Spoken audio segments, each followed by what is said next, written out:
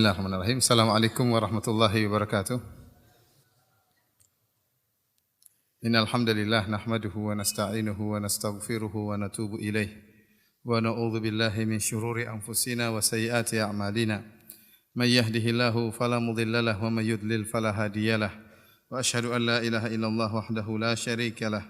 Wa asyhadu anna Muhammadan abduhu wa rasuluhu la nabiyya ba'dah. Ya ayyuhalladzina amanu taqullaha haqqa tuqatih wa la tamutunna illa wa antum muslimun. Fa inna ahsanal kalami kalamullah wa khairal huda huda Muhammadin sallallahu alaihi wasallam. Wa syarrul umuri muhdatsatuha wa kullu muhdatsatin bid'ah wa kullu bid'atin dhalalah wa kullu dhalalatin finnar. Para hadirin dan para hadirat yang dirahmati oleh Allah Subhanahu wa taala, alhamdulillah segala puji dan syukur kita panjatkan kepada Allah Subhanahu wa taala yang masih memberikan kita karunia dan kenikmatan sehingga pada malam hari ini kita masih bisa melanjutkan peribadatan kita dan penghambaan kita kepada Allah Subhanahu wa taala. Salawat dan salam semoga senantiasa tercurahkan kepada junjungan Nabi Muhammad sallallahu alaihi wasallam dan juga kepada keluarganya serta kepada seluruh sahabat beliau tanpa terkecuali. Pada malam hari ini insyaallah kita akan membacakan risalah yang ditulis oleh Syekhul Islam Ibnu Taimiyah rahimahullah yang topiknya adalah 20 sebab kenapa kita harus memaafkan orang yang menzalimi kita ya. 20 sebab kenapa kita harus memaafkan orang yang menzalimi kita. Pembahasan kita pada malam hari ini tentang sifat memaafkan. Dan sifat memaafkan bukanlah sifat yang sepele, dia adalah sifat yang agung. Perangai yang agung yang Allah Subhanahu wa taala sebutkan bahwasanya perangai tersebut adalah salah satu dari ciri-ciri penghuni surga. Allah Subhanahu wa taala abadikan dalam Al-Qur'an dengan firman-Nya wal 'afina 'anin nas, yaitu orang-orang yang mereka memaafkan orang-orang yang bersalah kepada mereka. Para hadirin rahmatillah Subhanahu wa taala, dan Allah Subhanahu wa taala sebelumnya menyebutkan dalam ayat tersebut ya, kata Allah Subhanahu wa taala wasari'u ila maghfiratin min rabbikum wa jannatin 'arduha as-samawati wal ardu uiddat lil muttaqin. Bersegeralah kalian menuju kepada ampunan Allah dan bersegeralah kalian menuju kepada surga Allah yang luasnya seluas langit dan bumi yang Allah siapkan bagi orang-orang yang bertakwa. Kemudian Allah menyebutkan ciri-ciri orang-orang bertakwa tersebut. Di antaranya kata Allah wal 'afina 'anin nas, yaitu orang-orang yang memaafkan orang lain. Oleh karenanya kita jangan menyepelekan sifat memaafkan ini. Sebagian ulama mengatakan bahwasanya perkara yang paling memudahkan seorang masuk dalam surga setelah tauhid adalah akhlak yang mulia. Saya ulangi, perkara yang paling memudahkan seorang masuk dalam surga setelah perkara tauhid adalah perkara akhlak yang mulia. Terlalu banyak dalil-dalil yang menunjukkan ya bagaimana mulianya perangai yang mulia di sisi Allah Subhanahu wa taala. Cukuplah sabda Nabi sallallahu alaihi wasallam, aqrabukum minni majlisan yaumal qiyamati ahasinukum akhlaqa. Orang yang paling dekat denganku pada hari kiamat kelak yaitu orang yang paling mulia akhlaknya. Sebaliknya, perkara yang paling memudahkan seorang masuk neraka setelah kesyirikan adalah akhlak yang buruk. Dan kita membahas tentang satu akhlak yang mulia yang kata Syekhul Islam Ibnu Taimiyah rahimahullah, tidak ada yang bisa mampu melakukannya kecuali para anbiya was siddiqun. Kecuali para nabi dan orang-orang siddiqun yang imannya tinggi, yang yakin akan hari akhirat. Oleh karenanya setelah Allah menyebutkan sifat wal 'afina 'anin nas, kata Allah wallahu yuhibbul muhsinin. Allah mencintai orang-orang yang berbuat ihsan. Jadi orang yang bisa memaafkan orang lain, dia adalah orang yang telah mencapai derajat ihsan. Ihsan dalam makna dia ihsan dalam beribadah dan ihsan terhadap orang lain. Ihsan dalam kepada orang lain wajar, yaitu dia memaafkan orang lain, berarti dia berbuat baik kepada orang lain. Dan ihsan dalam hal dia merasa seakan-akan dia melihat Allah. Dan kalau dia tidak mampu untuk melihat Allah, berarti Allah telah melihat dia. Kenapa? Tatkala dia memaafkan orang lain, ini butuh keyakinan yang tinggi. Yakin bahwasanya Allah melihat dia memaafkan orang lain dan Allah akan berikan ganjaran. Kalau dia tidak punya keimanan yang kuat, bahwasanya Allah akan memberikan ganjaran kepada dia, bahwasanya Allah sedang melihat apa yang dia lakukan, maka dia sulit untuk memaafkan. Dia sulit untuk memaafkan. Karena ya, kapan kita baru memaafkan? Tatkala kita dizalimi. Sifat ini memaafkan orang lain tidak bisa kita nampakkan kecuali tatkala kita dizalimi. Tidak mungkin kita maafkan orang kalau orang tidak punya salah sama kita, kecuali hari Lebaran. Ya. Hari lebaran ya, maaf lahir batin baru kenal padahal. Maaf lahir batin, maaf lahir batin. Namun sifat ini baru bisa kita terapkan kapan? Kalau kita dizolimi, baru kita tertantang. Apakah Anda memaafkan atau tidak? Kalau Anda ya meyakini bahwasanya Allah Subhanahu wa taala akan beri ganjaran yang luar biasa kepada orang yang memaafkan, maka mudah bagi Anda untuk memaafkan. Saya ulangi lagi, oleh karena Ibnu Taimiyah mengatakan tidak ada yang bisa menjalankan sifat ini kecuali al-anbiya was-siddiqun, orang-orang yang para nabi dan juga orang-orang yang memiliki derajat iman yang tinggi. Yakin bahwasanya Allah Subhanahu wa taala melihat dia memiliki sifat ihsan. Kenapa? Karena kalau sudah dizalimi, biasanya orang menuntut balas. Dizalimi itu tersakiti ya. Kata orang apa? Sakitnya di mana? Di ubun-ubun ya. Sakitnya di mana? Di ubun-ubun ya. Sakit. Dizalimi sakit, dikatakan goblok sakit, dikatakan pendusta sakit, dipukulin orang sakit, diambil harta kita diambil orang lain, kita merasa tersakiti. Sulit, kebanyakan manusia inginnya membalas. Maka Allah Subhanahu wa taala menyebutkan di antara sifat-sifat para penghuni surga adalah wal afina 'anin nas, yaitu orang-orang yang memaafkan orang lain. Para hadirin rahmatillah Subhanahu wa taala, Allah menyebutkan dalam ayat yang lain wa anta'fu aqrabu litaqwa. Dan engkau maafkan maka itu lebih baik lebih dekat kepada ketakwaan. Kata Allah Subhanahu wa taala wal ya'fu wal yasfahu ala tuhibbuna ayaghfirallahu lakum. Maafkanlah dan berlapanglah dada. Apakah kalian tidak ingin Allah mengampuni dosa-dosa kalian? Sebelum kita membacakan risalah Syekhul Islam Ibnu Taimiyah rahimahullah yang termasuk dalam Jami'u al-Masail ya. Saya akan berikan mukaddimah tentang sifat memaafkan yang dimiliki oleh Nabi sallallahu alaihi wasallam. Dan Nabi sallallahu alaihi wasallam adalah orang yang sangat pemaaf dan terlalu banyak dalil yang menunjukkan sifat memaafkan Nabi sallallahu alaihi wasallam. Dan saya tidak mungkin menyebutkan seluruh hadis-hadis yang menjelaskan tentang sifat memaafkan Nabi sallallahu alaihi wasallam. Ya, saya hanya menyebutkan sebagian contoh-contoh dari sifat memaafkan Nabi sallallahu alaihi wasallam. Tentunya kita masih ingat tentang kisah seorang Arab Badui yang tatkala ya ingin meminta harta dari Nabi sallallahu alaihi wasallam, kemudian dia menarik selendang Nabi sallallahu alaihi wasallam jadbah syadidah sehingga memberikan tarikan yang keras sehingga memberikan bekas di leher Nabi sallallahu alaihi wasallam. Setelah itu dia berteriak, "Ya Muhammad, a'tini min malillahi alladzi indak." Wahai Muhammad, berikanlah harta Allah yang ada pada dirimu. Meminta dengan cara yang kasar, dengan menarik selendang Nabi, dengan memanggil nama Nabi, "Ya Muhammad." Ini tidak ada sahabat yang berani mengatakan kepada Nabi dengan namanya langsung, "Ya Muhammad." Allah Subhanahu wa taala saja kalau manggil ya Rasulullah, ya Nabiullah, ya. Adapun dia mengatakan ya Muhammad. Kemudian setelah dia panggil setelah menarik dengan keras, dengan kasar, manggil dengan nama ya Muhammad. Lantas dia mengatakan, "Berikan harta Allah yang ada padamu." Subhanallah, yang menakjubkan, dan ini antara mukjizat akhlak Nabi Rasulullah SAW, langsung bisa tertawa dan mengatakan, "Na'atuh, berikanlah harta kepada orang Arab Badui ini." Dan ini adalah suatu yang menakjubkan bagaimana Rasulullah SAW tidak bermuka masam terlebih dahulu, tidak cemberut terlebih dahulu, langsung bisa memaafkan, bukan hanya sekedar memaafkan, langsung bisa tertawa terhadap orang Arab Badui tadi dan memenuhi permintaan orang Arab Badui tadi. Ini menunjukkan sikap maafkan Nabi yang luar biasa. Baik, di antara contoh-contoh maafkan Nabi sallallahu alaihi wasallam adalah kisah tatkala Rasulullah sallallahu alaihi wasallam membagi ghanimah tatkala perang Hunain. Tatkala Rasulullah SAW di perang Hunain bagi ghanimah, Rasulullah SAW mendapat ghanimah yang sangat banyak ya. Luar biasa karena perang ini perang yang aneh ya.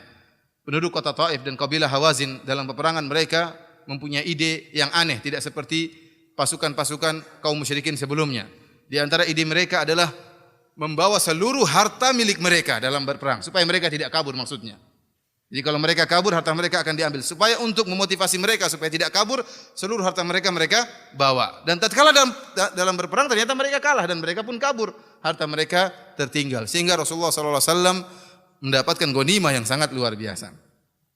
Namun tatkala pembagian ghanimah, Rasulullah SAW memberikan ghanimah yang banyak kepada orang-orang Arab Badui yang masuk Islam, yang baru masuk Islam. Di antaranya kepada Aqra' bin Habis radhiyallahu anhu, kepada Uyainah dan kepada sebagian pemimpin-pemimpin orang-orang Arab Badui, diberikan dengan harta yang banyak. Maka ada sebagian orang yang tidak puas dengan pembagian ini, lalu berkata kepada Rasulullah SAW, mengeluh dengan berkata, "Hadhihi kismatun ma udila fiha." Kata dia, ini pembagian yang tidak ada keadilan dalam pembagian tersebut. Hadhihi qismatun la yuradu biha wajhullah. Dan ini adalah pembagian yang tidak ada keikhlasan di dalamnya.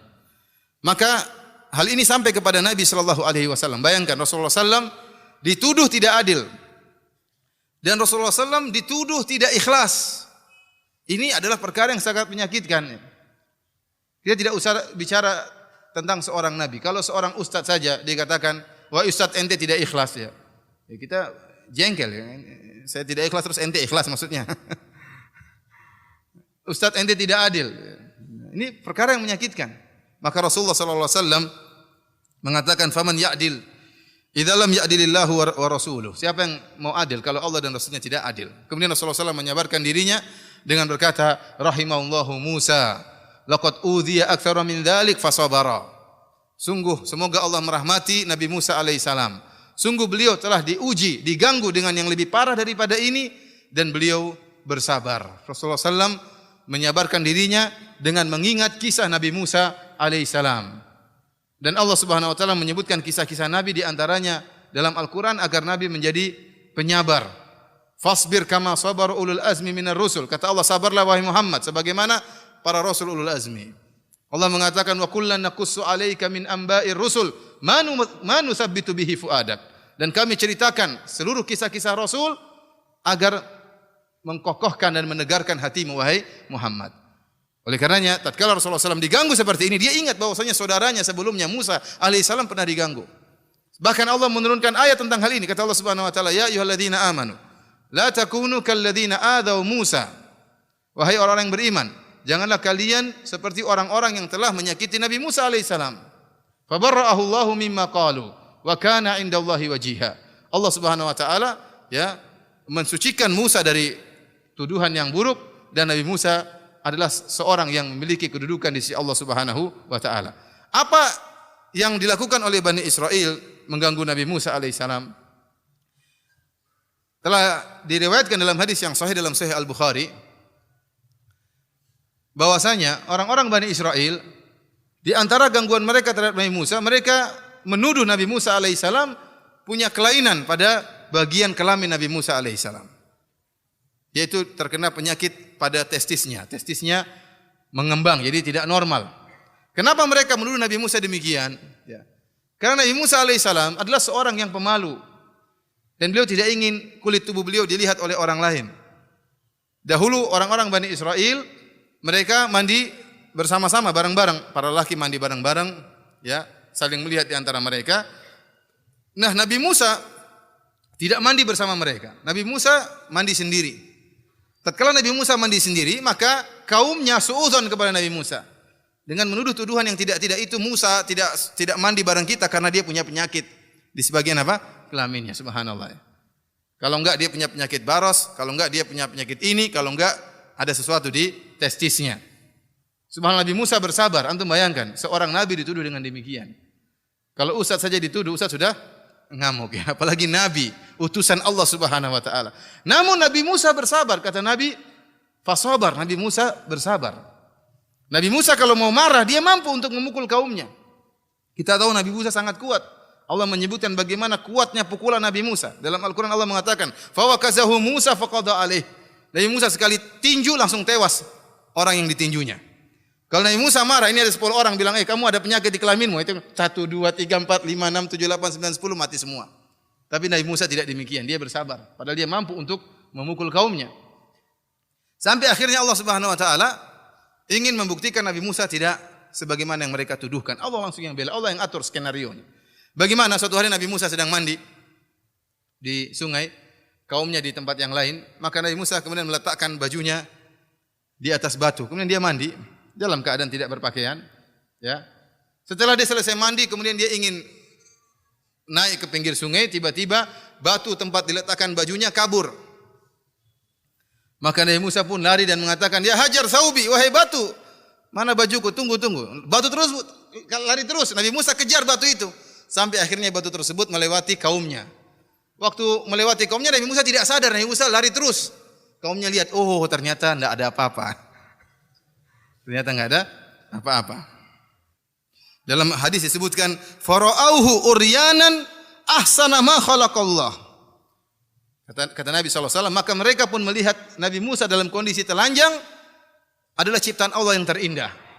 Ya, ternyata lebih indah daripada punya mereka semua. Kurang ajar mereka, nuduh Nabi Musa sembarangan. Ya. Orang kuat kayak gitu dituduh punya penyakit di kelaminnya. Akhirnya mereka terpukau melihat Nabi Musa lewat, ya sudah selesai. Selesai akhirnya Nabi Musa kemudian mukuli batu tersebut sampai 3 kali. Disebutkan kata Nabi SAW, fa wallahi inna bil hajari lanadaban min athari darbihi thalathan aw arba'an aw khamsan. Maka kata Nabi SAW, demi Allah, batu tersebut ada sisa pukulan Nabi Musa, karena Nabi Musa mukul 3 kali atau 4 kali atau 5 kali, ada bolongan bekas pukulan Nabi Musa alaihi salam. Nabi Musa marah sama batu gara-gara bawa lari apa? Batunya. Tetapi kaumnya yang mengatakan dia punya penyakit di sekitar kelaminnya, Nabi Musa tidak marah. Karena ini bahaya, kalau marah pukul mampus semua. Ini tidak ada apa-apa batu. Nabi tatkala mengingat hal ini, maka Nabi merasa ringan tatkala dikatakan engkau tidak ikhlas wahai Muhammad. Engkau tidak adil, masih ringan daripada tuduhan kepada Nabi Musa, kau punya penyakit yang tidak beres di kelaminmu. Maka Rasulullah SAW pun menyabarkan dirinya, memaafkan dengan mengingat kisah Nabi Musa alaihissalam. Tapi para hadirin rahmatillah subhanahu wa ta'ala, di antara sifat memaafkan Rasulullah SAW adalah perlakuan Nabi tatkala beliau berhasil menaklukkan kota Mekah. Kita tahu Rasulullah SAW terusir dari Mekah sehingga harus berhijrah dengan meninggalkan harta benda beliau alaihi salatu wasalam, meninggalkan rumah beliau dirampas oleh orang-orang kafir, meninggalkan nostalgia yang indah bersama istrinya dan anak-anaknya di kota Mekah, harus meninggalkan kota tempat kelahirannya yang sangat dicintai oleh Rasulullah sallallahu alaihi wasallam.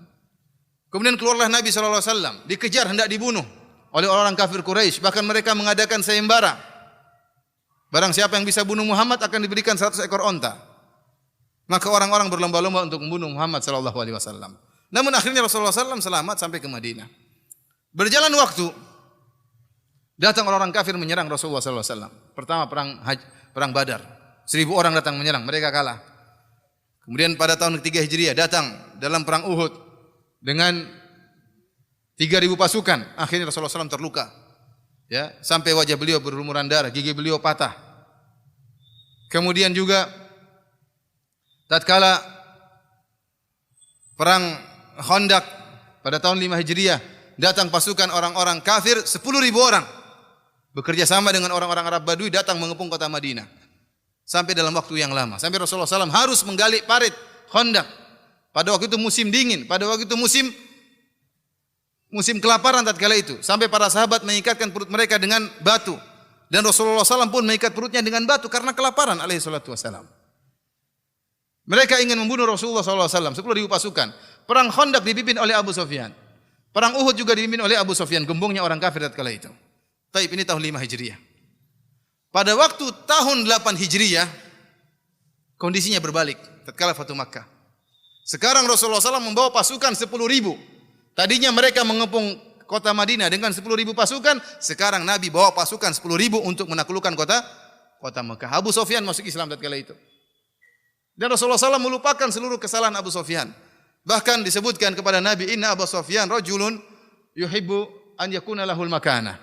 Wahai Rasulullah, sungguhnya Abu Sufyan suka memiliki kalau punya kedudukan. Maka Rasulullah SAW mengatakan, man dakhala dara Abi Sufyan fahuwa amin. Rasulullah SAW muliakan Abu Sufyan. Barang siapa yang bersembunyi atau masuk ke rumah Abu Sufyan, maka dia selamat. Yang ingin selamat masuk ke rumah Abu Sufyan. Dengan diumumkan oleh Nabi SAW. Rasulullah SAW maafkan Abu Sufyan. Padahal dia berulang-ulang ingin membunuh Nabi SAW. Kemudian Rasulullah SAW sampai ke dalam Mekah. Bayangkan, seharusnya ini saatnya membalas dendam. Saatnya untuk apa? Membalas dendam. Bayangkan seorang terusir dari kaumnya. Kemudian balik, membawa pasukan, ya. Kemudian ingin menaklukkan kotanya kembali. Maka Rasulullah SAW masuk di Ka'bah, kemudian beliau sholat. Berkumpullah orang-orang kafir Quraisy saat kala itu. Setelah itu Rasulullah SAW keluar menghadap mereka. Rasulullah SAW mengatakan, ma tadhunnun anni fa'ilun bikum. Menurut kalian apa yang aku lakukan akan aku lakukan kepada kalian. Hadis ini yang akan saya sampaikan, hadis ini diriwayatkan dalam beberapa riwayat meskipun sanadnya rata-rata adalah lemah, ya. Sebagaimana perkataan Al-Iraqi wa fihi dha'af, yaitu ada sanadnya lemah, akan tapi dihasankan oleh sebagian ahli ilm karena riwayatnya yang banyak sehingga menjadi hasan li ghairihi. Ya, dan dia juga mimma yutasahal fihi, perkara yang diringankan karena berkaitan dengan masalah sirah dan sejarah. Tapi para hadirin rahmatillah subhanahu wa taala, maka orang-orang kafir Quraisy tatkala ditanya oleh Nabi, "Ma tadhunnun anni fa'ilun bikum?" Apa menurut kalian apa yang aku akan lakukan kepada kalian? Artinya kalau Rasulullah SAW bunuh bisa saja. Maka mereka berkata, "Khairan nadhunnu khairan." Menurut kami engkau akan berbuat baik wahai Muhammad. Akhun karim ibnu akhin karim. Wa qad qadirt. Kata mereka, engkau adalah seorang yang mulia dan engkau adalah seorang anak yang mulia, padahal engkau sudah mampu untuk balas dendam kepada kami. Jadi mereka apa? Mereka muji-muji Nabi sallallahu alaihi wasallam. Kalau Nabi mau, Nabi sembelih mereka semua, Rasulullah SAW mampu. Dan ini saatnya untuk membalas. Maka mereka muji Rasulullah SAW. Kemudian Rasulullah SAW mengatakan, La aqulu lakum illa kama qala akhi Yusuf alaihissalam, La tathriba alaikumul yawm yaghfirullahu lakum. Kata Nabi Muhammad SAW, aku tidak akan berkata kepada kalian, kecuali sebagaimana perkataan saudaraku Yusuf alaihissalam kepada li ikhwatihi, kepada saudara-saudaranya, tidak ada cercaan bagi kalian sejak hari ini, dan semoga Allah mengampuni dosa-dosa kalian. Pada peristiwa yang kedua ini, Nabi Muhammad SAW kembali mengingat kisah-kisah para anbiya yang terdahulu. Kalau kisah pertama Nabi mengingat kisah Nabi Musa, pada kisah ini Nabi mengingat kisah Nabi Yusuf alaihissalam. Dan kondisinya sama. Nabi Yusuf alaihissalam memaafkan saudara-saudaranya setelah mampu untuk membalas dendam. Dan ini adalah sifat yang sangat terpuji, memaafkan tatkala mampu untuk membalas. Kalau memaafkan karena tidak mau membalas, yaitu maafkan terpaksa. Misalnya ada orang mukul kita, badannya gede, saya maafkan ya. Kalau antum enggak dimaafkan, tambah dipukul, ya udah saya maafkan. Saya maafkan, jangan saya maafkan. Kenapa? Antum tidak mampu untuk balas dendam. Yang hebat di sisi Allah, ya. Allah sebutkan di dalam Al-Afuun Qadir. Allah adalah Afu Qadir. Afuun yang maafkan padahal Allah mampu untuk membalas. Itu sifat Allah Subhanahu wa taala. Oleh karenanya, Nabi Yusuf pun memaafkan saudara-saudaranya tatkala setelah mampu untuk membalas saudara-saudaranya. Kita tahu Nabi Yusuf dihinakan oleh saudara-saudaranya. Ya. Dilemparkan dalam sumur oleh saudara-saudaranya. Tadinya hendak dibunuh, enggak jadi, akhirnya dilemparkan dalam sumur. Dipisahkan dari ayahnya yang sangat mencintainya, Nabi Yakub alaihissalam. Nabi Yusuf tentram hidup di sisi ayahnya. Kemudian sekarang dipisahkan. Dia pun sedih, ayahnya pun sedih. Dia sendiri bersedih terpisah dari ayahnya, dia pun sedih memikirkan kalau ayahnya memikirkan dia. Kemudian setelah itu kakak-kakaknya menjual dia sebagai budak. Disebutkan oleh Syekh Sa'di rahimahullah, kakak-kakaknya yang jual kepada orang Mesir, dijadikan budak dan uangnya diambil. Bayangkan adik mereka dijual jadi budak. Ini penghinaan kepada Nabi Yusuf alaihissalam. Kemudian akibatnya Nabi Yusuf akhirnya dipenjara.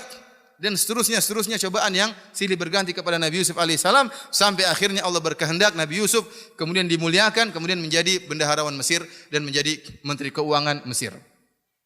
Sehingga Allah mentakdirkan adanya musim paceklik, kelaparan, saudara-saudaranya kelaparan, datang kepada Nabi Yusuf, minta makan sekarang, minta makanan. Saatnya Nabi Yusuf membalas.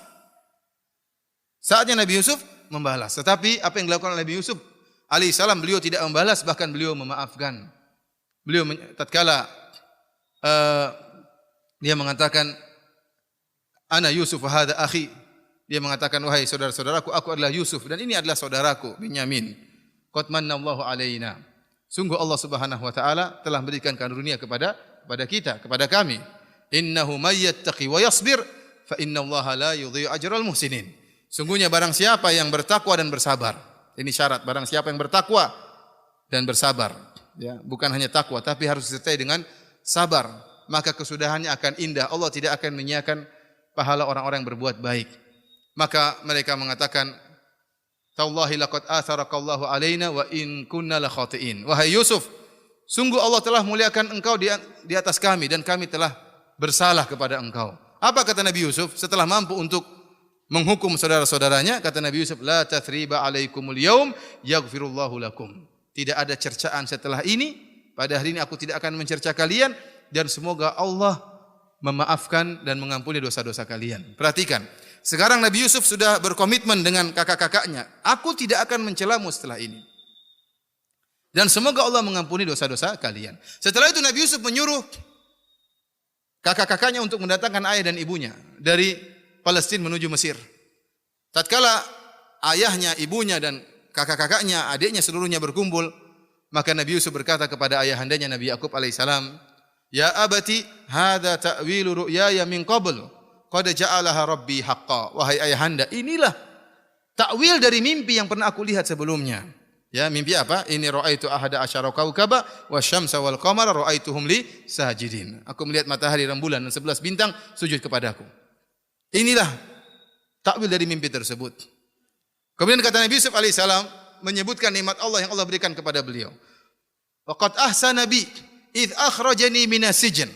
Kata Nabi Yusuf, wahai ayahanda, sungguh Allah telah memberikan karunia kepadaku tatkala Allah mengeluarkan aku dari penjara. Di antara nikmat yang Allah berikan kepada Nabi Yusuf, yaitu Nabi Yusuf dikeluarkan dari penjara. Padahal di antara nikmat juga sebelumnya, Allah menyelamatkan Nabi Yusuf dari sumur. Tetapi Nabi Yusuf tidak menyebutkan masalah sumur. Kenapa? Yang memasukkan Nabi Yusuf ke dalam sumur adalah saudara-saudaranya. Dan Nabi Yusuf sudah berjanji tidak akan mencela saudaranya kembali. Maka masalah Nabi Yusuf dimasukkan ke dalam sumur, diloncati oleh Nabi Yusuf. Kenapa? Dia sudah maafkan dan dia tidak ingin mengungkit kembali. Kalau dia bilang, wahai ayahanda, dulu saya dimasukkan dalam sumur, Nabi Yakub bertanya, siapa yang masukin engkau dulu?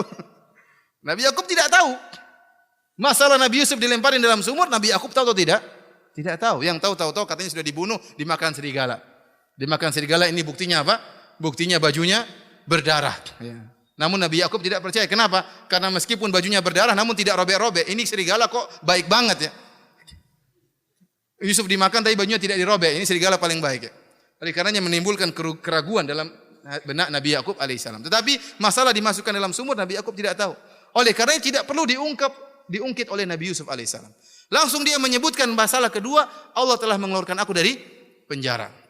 Taib, di antara nikmat yang lain, yang lebih penting daripada ini semua. Nabi Yusuf berkata, "Wa jaa'a bikum minal badwi." Dan Allah telah mendatangkan kalian dari kampung menuju kota Mesir. Min ba'di an nazagha syaitanu baini wa baina ikhwati. Setelah syaitan mengadu domba antara aku dengan saudara-saudaraku. Perhatikan di sini. Masalah kakak-kakaknya memusuhi Nabi Yusuf, Nabi Yakub tahu atau tidak? Tahu. Sejak awal sudah diingatkan. La taksus ru'yak, jangan kau ceritakan mimpimu. Mereka fayakidulaka kaida. Kakak-kakakmu akan bikin makar kepada engkau. Ayahnya sudah tahu. Maka tidak perlu ditutup-tutupi. Nabi Yusuf mengungkapkan ini kenikmatan tidak perlu beliau tutupi, maka beliau sebutkan. Namun cara mengungkapkan Nabi Yusuf agar tidak menyakiti hati kakak-kakaknya, beliau menyandarkan kesalahan tersebut kepada syaitan. Min ba'di an nazagha syaitanu baini wa baina ikhwati. Setelah syaitan mengadu domba antara aku dengan apa? Saudara-saudaraku. Seakan-akan yang salah siapa? Syaitan. Kemudian Nabi Yusuf berkata, baini wa baini ikhwati. Antara aku dengan saudaraku. Seakan-akan kesalahan dari dua belah pihak, dariku dan dari saudara-saudaraku. Padahal kesalahan murni dari saudara-saudara Nabi Yusuf alaihissalam. Dan ini menunjukkan bagaimana Nabi Yusuf komitmen dengan perkataannya, la tathriba alaikumul yaum. Tidak ada cercaan bagi kalian setelah ini. Dan ini dipegang oleh Nabi Yusuf. Dan demikian Rasulullah SAW. Rasulullah SAW memaafkan pada hari tersebut, maafkan orang-orang kafir Quraisy. Idhabu antumut tolaqa, pergilah kalian bebas. Nabi tidak pernah mungkin kesalahan mereka. Tapi para hadirin rahmatillah subhanahu wa ta'ala, inilah Nabi SAW mengingat kembali tentang kisah para anbiya terdahulu, saudara-saudara Nabi Muhammad yang telah terdahulu, yang mereka juga sabar. Di antara sikap memaafkan Rasulullah sallallahu alaihi wasallam, yaitu Rasulullah sallallahu alaihi wasallam mendoakan orang-orang yang menzalimi Nabi sallallahu alaihi wasallam. Di antaranya seperti kisah meninggalnya Abdullah bin Ubay bin Salul. Abdullah bin Ubay bin Salul adalah gembong orang-orang munafik yang berusaha menyakiti Nabi sallallahu alaihi wasallam. Tatkala perang Uhud, Abdullah bin Ubay bin Salul berkhianat di tengah peperangan.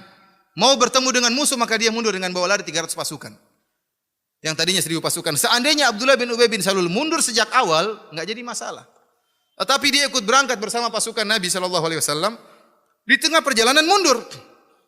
Sampai membuat kegaduhan, kegoncangan di barisan kaum muslimin. Dan dia sengaja seperti itu, sengaja membuat kegaduhan tatkala dalam keadaan genting akan berhadapan dengan musuh. Sampai-sampai terjadi khilaf di kalangan para ulama. Allah turunkan ayat tentang masalah ini. Wa ma lakum fil munafiqina fi'atain. Kenapa kalian terpecah belah kata Allah Subhanahu wa taala. Sebagian mengatakan ya Rasulullah, kita bunuh Abdullah bin Ubay bin Salul dan 300 orang sebelum kita perangi orang-orang kafir. Ini dulu kita beresin. Saking membuat jengkel.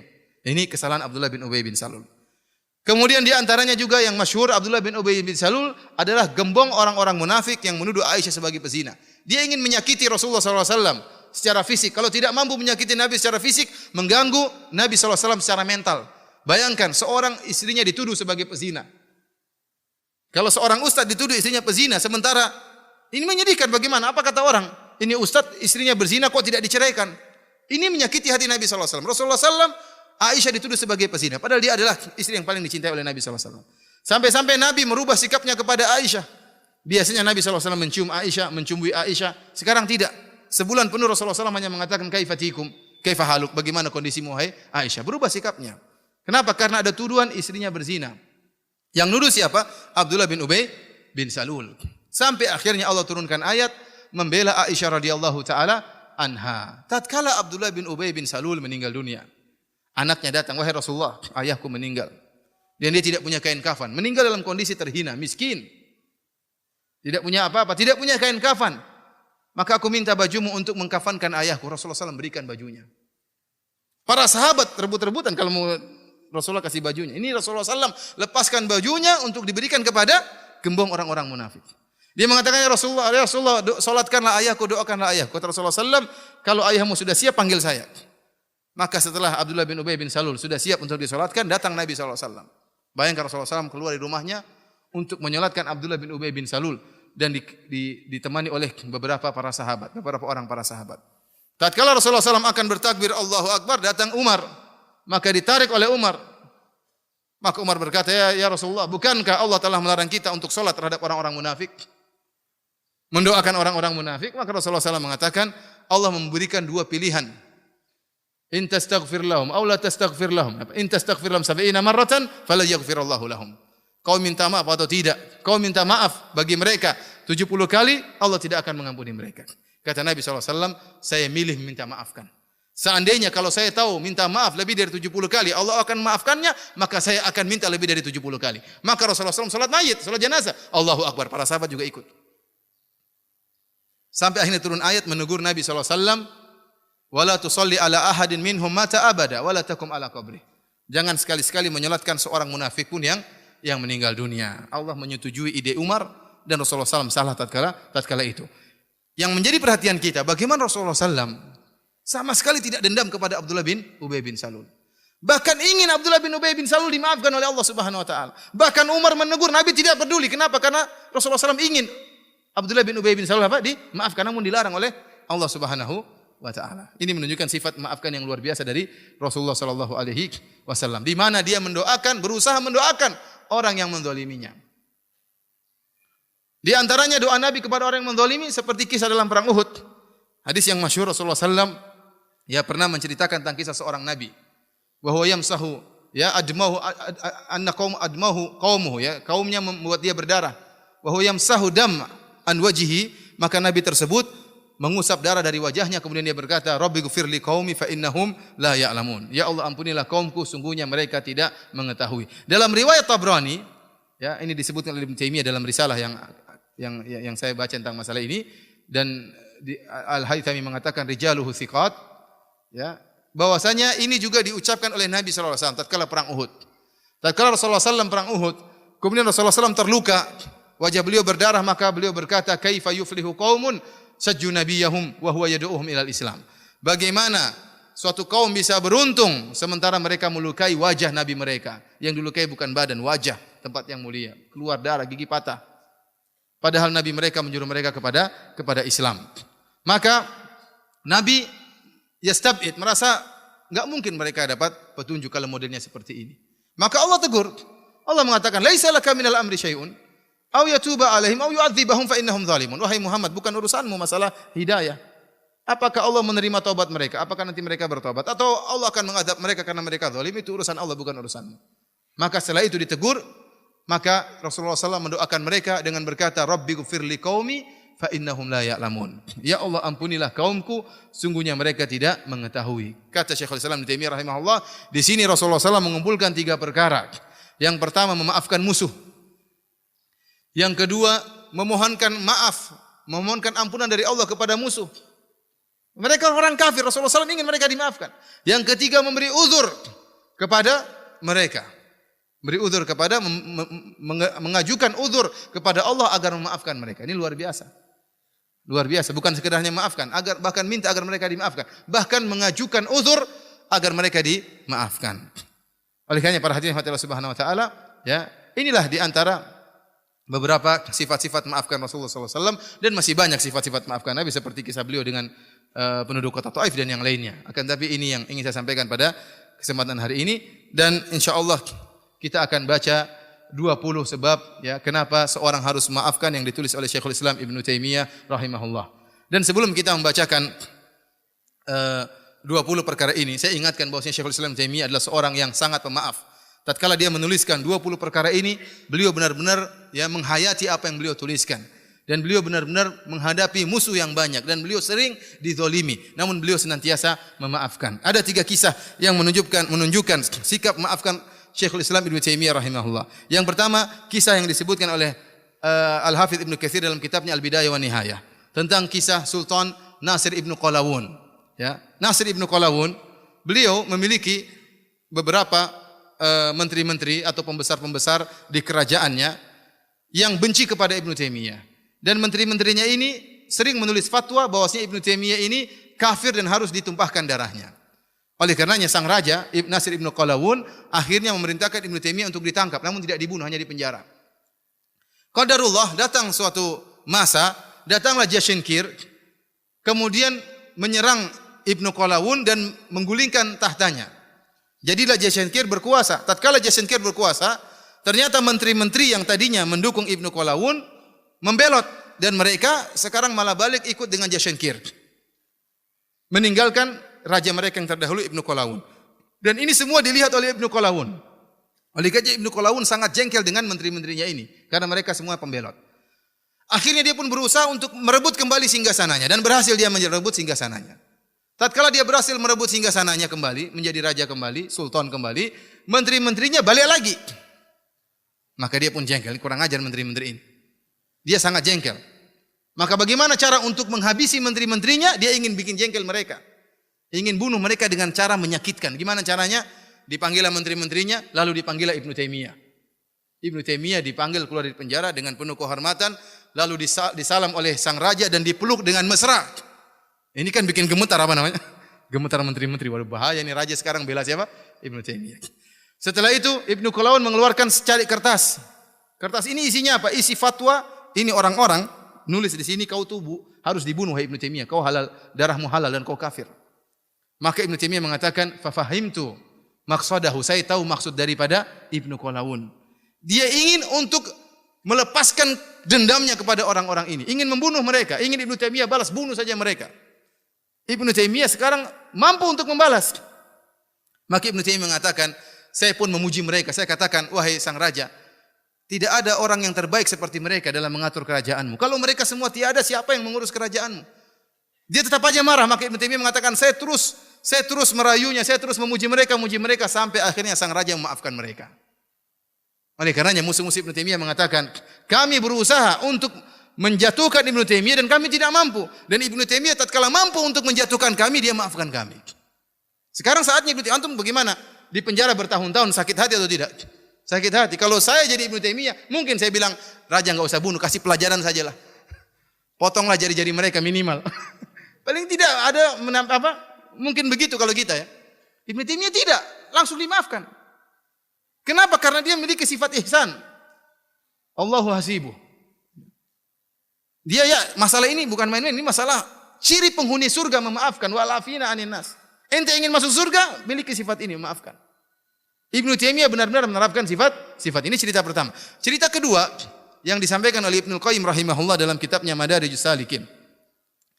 Tatkala musuh Ibnu Taimiyah disebutkan bahwasanya ada namanya Ibnu Makhluf Al-Maliki yang sangat benci kepada Ibnu Taimiyah rahimahullah. Maka musuh bebuyutan Ibnu Taimiyah yang sering membantai Ibnu Taimiyah meninggal dunia. Maka akhirnya Ibnu Qayyim mengatakan, "Fabasyartuhu," saya pun datang kepada guruku dan saya beri kabar gembira bahwasanya musuhnya sudah mati. Maka Ibnu Taimiyah pun marah kepada Ibnu Qayyim. Ibnu Taimiyah membentak Ibnu Qayyim. Kenapa kau gembira dengan matinya dia? Segera Ibnu Taimiyah berdiri, segera berjalan menuju keluarga musuhnya tersebut dan mengatakan kepada anak istrinya, anggaplah saya seperti bapak kalian. Apa yang kalian butuhkan beritahu kepadaku. Bayangkan, siapa yang mau melakukan ini? Kalau sebagian kita, alhamdulillah mati kualat dia. Kemarin ini suka ganggu saya memang. Iya, sebagian orang seperti itu. Ini kemarin ganggu saya, kemarin jatuh dari motor, kualat itu. Jadi seakan-akan kita wali, dia setan makanya. Seakan-akan, iya kan begitu. Dan ini ada tazkiyah secara tidak langsung ya. Dia luka gara-gara ganggu kita. Berarti kita wali seakan-akan ya. Ibnu Taimiyah tidak seperti itu. Ibnu Taimiyah malah mengatakan, silakan. Dia maafkan langsung. Bahkan membentak Ibnu Qayyim yang gembira tatkala mati musuhnya tersebut. Oleh karena Ibnu Qayyim memberi komentar tentang kisah ini dalam Madarijus Salik. Dia mengatakan, qala ba'du ashabihil kibar. Berkata sebagian sahabat-sahabat senior Ibnu Taimiyah, waditu anni li ashabi mislu Ibnu Taimiyah li a'daihi. Saya berangan-angan bisa bersikap baik terhadap sahabat-sahabatku sebagaimana baiknya Ibnu Taimiyah terhadap musuh-musuhnya. Ulangi, dia berkata, saya berangan-angan bisa berbuat baik kepada sahabatku sebagaimana Ibnu Taimiyah berbuat baik kepada musuh-musuhnya. Kita saja sama sahabat jarang saling mendoakan, itu tidak? Ente pernah mendoakan ente pernah mendoakan ini? Pernah atau tidak? Pernah atau tidak? Jangan ketawa. Kitanya doain teman aja jarang, hampir nggak pernah. Bukan jarang, nggak pernah mungkin. Ya kita jujur aja, ya, artinya Ibnu Taimiyah sering mendoakan musuhnya. Maka benar perkataan sahabat Ibnu Taimiyah, saya berangan-angan bisa berbuat baik seperti sahabatku sebagaimana Ibnu Taimiyah berbuat baik kepada musuh-musuhnya. Musuh-musuhnya didoakan. Ya akhi, siapa yang memiliki iman seperti ini? Ente pernah dikatakan oleh bajingan, ente bangsat kadzab. Terus ente bilang sabar. Ente bersujud, ya Allah ampunilah sefulan ya Allah. Dia telah mengatakan saya pendusta ya Allah. Ente pernah seperti itu? Ente bilang, ya Allah potong lehernya ya Allah. Potong lidahnya. Saya pernah ketemu sebagian orang.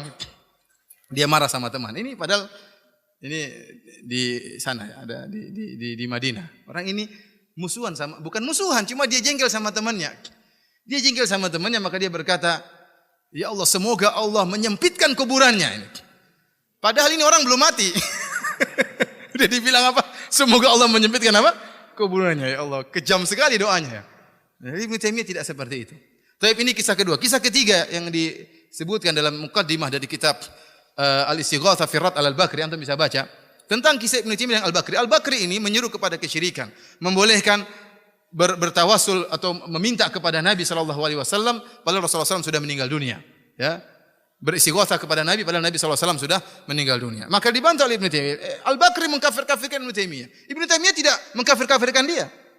Dibantah dengan ilmiah, bahkan ditulis buku untuk membantah orang ini. Orang ini ngamuk sama Ibnu Taimiyah. Suatu saat dia datang bersama murid-muridnya, Ibnu Taimiyah lagi di jalan, diserang, dikeroyok, dipukul rame-rame. Bayangkan dipukul, sekarang gangguan fisik. Kemudian datang prajurit kerajaan melihat hal ini, maka kemudian dipisahkan, mereka pun kabur. Bakri dan teman-temannya kabur. Seketika itu pula prajurit ingin menangkap mereka, maka Ibnu Taimiyah mengatakan, jangan tangkap mereka, saya sudah maafkan mereka. Langsung ketika itu. Antum bayangkan habis memar-memar, bengkak-bengkak, jangan, saya maafkan. Siapa yang mampu seperti itu, ikhwan? Saya maafkan mereka. Ibnu Taimiyah mengatakan, kalau ini mereka ngeyel, tidak mau, kita ingin tangkap. Kata Ibnu Taimiyah, kalau ini adalah hak Allah, kembalikan kepada Allah. Kalau ini hak saya sudah maafkan. Kalau kalian tidak mau dengar, silakan kalian melakukan apa yang kalian kehendaki. Akhirnya mereka tidak mau dengar Ibnu Taimiyah. Mereka kemudian menjadikan Al-Bakri sebagai buronan. Ternyata Al-Bakri akhirnya ketakutan, dia pun bersembunyi di mana? Di rumahnya Ibnu Taimiyah. Akhirnya Ibnu Taimiyah rahimahullah lapor kepada raja, memberi syafaat agar dia dimaafkan. Siapa yang hatinya kuat seperti ini? Yang bisa memaafkan. Ini tidak mungkin dilakukan kecuali orang yang memiliki derajat ihsan, percaya kepada janji-janji Allah Subhanahu wa taala. Tapi para hadirin yang Allah Subhanahu, ini semua mukaddimah ya. Masih ada waktu enggak? Kita akan baca 20 apa? Sebab ya. Mudah-mudahan antum 3 sebab sudah jadi pemaaf semua, mudah-mudahan. Tapi kita akan baca sampai 20 sebab. Kalau azan kasih tahu ya. Sudah waktunya azan? Jam 8. Tapi para hadirin yang dirahmati Allah Subhanahu wa taala, kita bacakan risalah Syekhul Islam Ibnu Taimiyah rahimahullahu taala.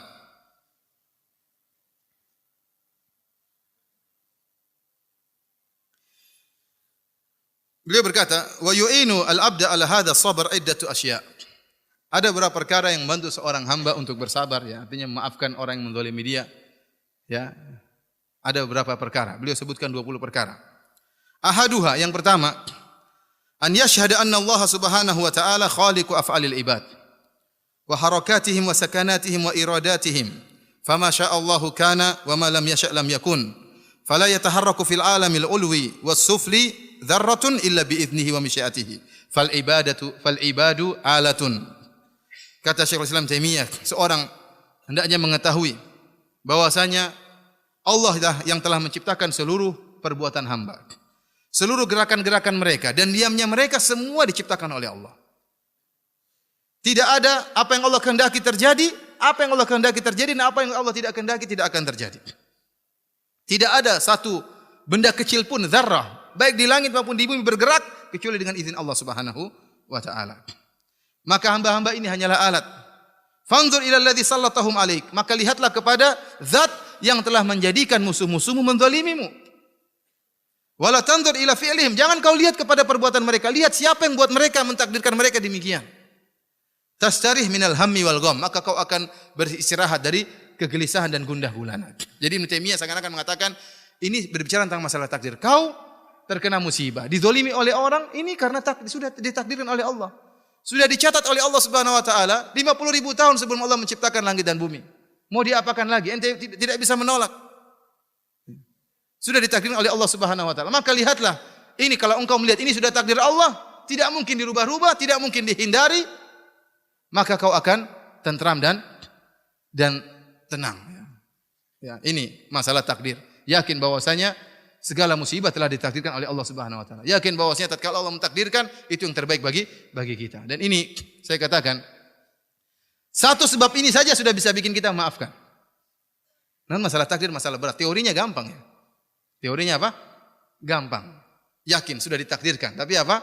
Marah-marah ya sama aja. Oleh karenanya masalah iman bukan masalah tauhid ya. Yang jadi masalah jangan menjadi teori belaka, praktek. Perlu penghayatan. Ya. Orang kalau beriman dengan takdir luar biasa. Dampak dalam aplikasi kehidupannya luar biasa. Jadi masalah kita pintar teori, prakteknya belum tentu bisa. Yang kedua, kata Syekhul Islam Taimiyah, an yashhada dzunubahu wa anna Allah innama sallatahum alaihi bidzambihi. Hendaknya dia ingat dosa-dosanya. Dan dia tahu bahwasanya tidaklah Allah menjadikan mereka bisa menzalimi dia kecuali karena sebab dosa-dosanya dia. Kenapa dia dizalimi? Karena ada dosa yang dia lakukan. Allah berfirman, "Wa ma asabakum min musibatin fa bima kasabat aydikum wa ya'fu an katsir." Musibah apa saja yang menimpamu, maka akibat perbuatanmu sendiri dan Allah maafkan banyak kesalahan-kesalahanmu. Fa idza syahida al-'abdu anna jami'a ma yanaluhu minal makruh fa sababuhu dhunubuhu ishtaghala bit taubati wal istighfari minadz dzunub allati sallatahum alaihi bisababiha an dhammihim wa laumihim wal waqi'ati fihim. Jika seorang hamba tahu bahwasanya musibah yang menimpa dia, ya cercaan, kezaliman yang menimpa dia disebabkan dosa-dosanya, maka dia akan ingat dosa-dosanya dan dia akan tersibukkan untuk beristighfar, untuk bertobat kepada Allah. Jadi waktu musibah kena dia salahkan dirinya dulu, jangan-jangan ini karena dosa-dosa saya. Lantas dia beristighfar, bertobat kepada Allah. Kalau dia sibuk beristighfar dan tobat kepada Allah, maka dia akan terlalaikan dari mencaci maki orang yang menzaliminya. Kenapa dia sibuk memperbaiki dirinya? Kalau dia sudah bisa memperbaiki dirinya, maka musibah tersebut akan terangkat. Wa idza ra'aital 'abda yaqa'u fin nas idza adaw wa la yarju ila nafsihi bil laum wal istighfar fa'lam anna musibatahu musibatun haqiqiyah. Kata Syekhul Islam Taimiyah, kalau kau melihat seorang hamba tatkala dizalimi oleh orang lain, maka dia tidak istighfar dan tidak bertobat, malah dia mencaci maki orang yang menzaliminya, ketahuilah ini musibahnya benar-benar musibah hakiki. Kalau ternyata dia istighfar dan bertobat, itu musibah bukan hakiki. Hakikatnya adalah nikmat. Kenapa? Dia kembali beristighfar kepada Allah dan bertobat kepada Allah. Musibah tersebut, kezaliman orang lain kepada dia hanyalah wasilah agar dia bisa beribadah kepada Allah. Berarti musibahnya bukan hakiki. Justru ini nikmat. Tetapi tatkala dia dizalimi oleh orang, dia tidak beristighfar, tidak bertobat, malah mencaci maki mereka, sibuk menghabisi mereka, ketahuilah inilah musibah yang hakiki. Baik, oleh karenanya diriwayatkan dari Ali bin Abi Thalib, "Ma nazala bala'un illa bi dzambin walau rufi'a illa bi taubah." Tidaklah suatu musibah datang kecuali karena dosa dan tidak terangkat kecuali dengan apa? Taubat. Baik, ini yang keberapa tadi? 2. Antum sudah jadi pemaaf belum? Belum ya. Baik. Kita lanjutkan yang ketiga. Jangan khawatir, masih ada 18 poin lagi. Yang ketiga, an yashhadal abdu husnas thawabi alladhi wa'adahu Allah liman afa wa sabar. Hendaknya dia ingat, menghadirkan dalam diri Aisyah, dia menghadirkan bahwasanya bagaimana indahnya pahala bagi orang yang bersabar dan memaafkan. Kama qala ta'ala, sebagaimana firman Allah Subhanahu wa taala, wa jazaa'u sayyi'atin sayyi'atun mithluha.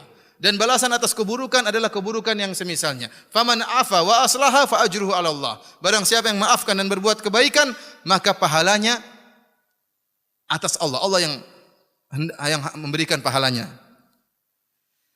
Innahu la yuhibbudz zalimin. Sungguhnya Allah Subhanahu wa taala tidak menyukai orang-orang yang zalim. Dalam ayat ini kata Ibnu Taimiyah rahimahullah, Allah menyebutkan 3 golongan manusia tatkala dizalimi.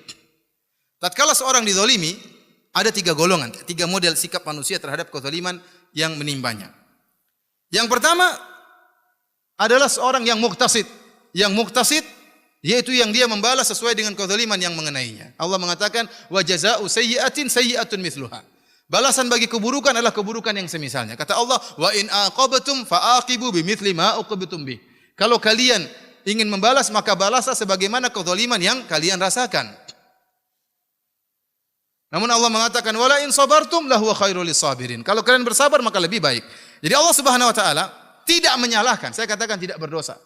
Kalau ada seorang dikatakan dizalimi kemudian dia balas dengan kezaliman tersebut, dia melampiaskan kemarahannya, selama pembalasannya sama dengan kezalimannya dia tidak berdosa. Dan ini Allah memperhatikan apa? Sifat manusia seseorang. Tidak mengapa kalau dia balas, tetapi harus sesuai dengan kadar kezaliman. Contohnya ada orang mengatakan kepada kita, "Wahai fulan, ente anjing." Kita bilang ente juga anjing. Ini dosa atau tidak? Tidak. Kenapa? Kita balas sesuai dengan kezaliman dia. Tapi kalau kita balas ente juga anjing, rabies. Ini dosa. Kenapa? Karena anjing rabies lebih parah daripada anjing biasa. Apalagi kalau sudah marah, bukan ente aja yang rabies, bapak ente, nenek ente, semua 7 turunan ke atas 7, semuanya rabies. Ini lebih parah lagi dosanya. Oleh karena saya katakan, model orang pertama muqtasid yang dia membalas sesuai dengan kezaliman tersebut. Ini tidak berdosa, namun dia tidak melakukan yang mulia. Jenis orang kedua yang berdosa, melanggar, melebihi, balasannya lebih daripada yang seharusnya. Maka Allah tutup ayat tersebut dengan mengatakan innahu la yuhibbudz zalimin. Allah tidak menyukai orang-orang yang zalim. Karena tatkala dia membalas lebih dia telah berbuat zalim. Dan yang terbaik adalah golongan ketiga yang memaafkan. Kata Allah, "Faman afa wa aslaha fa ajruhu 'ala Allah." Barang siapa yang memaafkan dan berbuat baik, maka pahalanya di sisi Allah Subhanahu wa taala. Tapi para hadirin rahmatillah Subhanahu wa taala, diriwayatkan dari Ibnu Abbas bahwasanya pada hari kiamat kata Syekhul Islam Taimiyah ada suara yang menyeru, ya.